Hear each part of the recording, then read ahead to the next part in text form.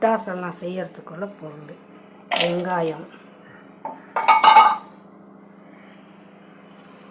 வெட்டி வச்சது, கத்திரிக்காய்,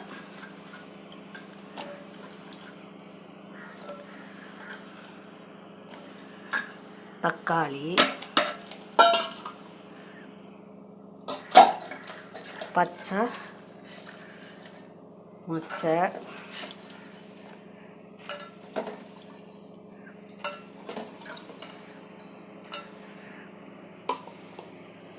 இஞ்சி பூண்டு பேஸ்ட்டு,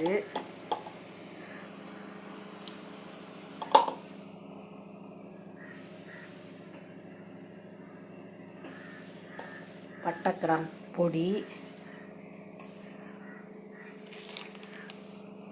இந்த மிளகாத்தூள்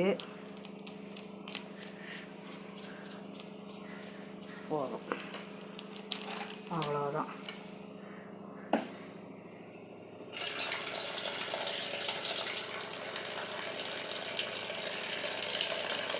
கொஞ்சோண்டு தண்ணி,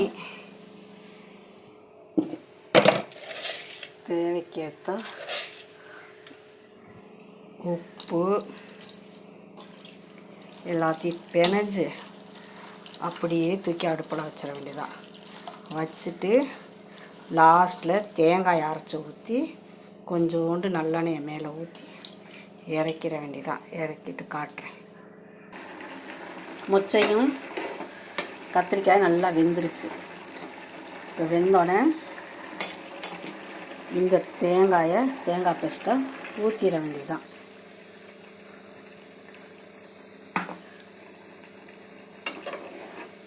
கொஞ்சம் மீன் குழம்பு சாப்பிடாதவங்களுக்கு இந்த குழம்பு.